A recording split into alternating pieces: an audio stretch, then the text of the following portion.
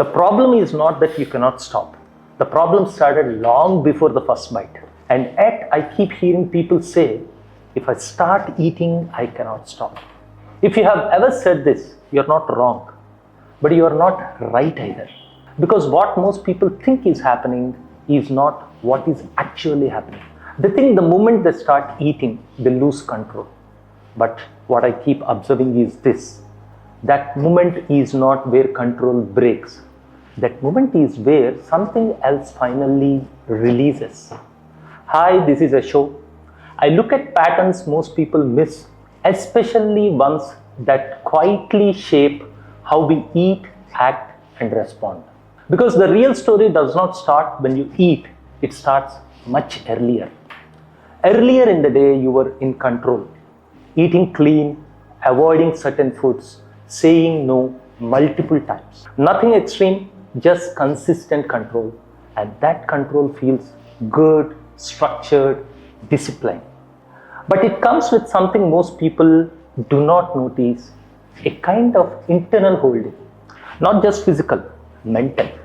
Every time you say no, there is a small amount of attention that stays on it. Not enough to disturb you, but enough to accumulate. So when the first bite finally happens, nothing breaks, something releases.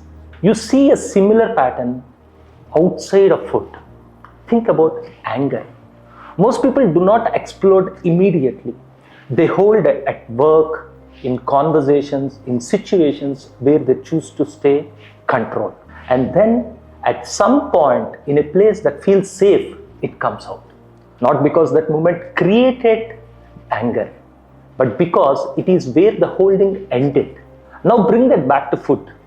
The speed you feel, the loss of control is not created by that bite. It is driven by everything that built up before that moment. And that is why it feels so confusing, because in that moment it looks like the problem started with food. But if you step back, you will notice a pattern. Control through the day, holding things in, and then one small opening turns into a release. And it does not feel gradual, it feels sudden, which is why most people conclude, I lost control. But control did not break there, it was already depleted.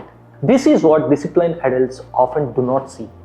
The tighter the control feels, the stronger the release tends to be.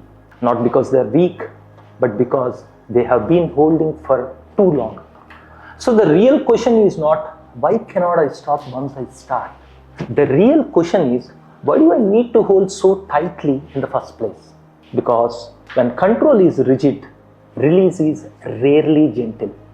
And people who feel calm around food do not control harder, they don't need to hold on tightly.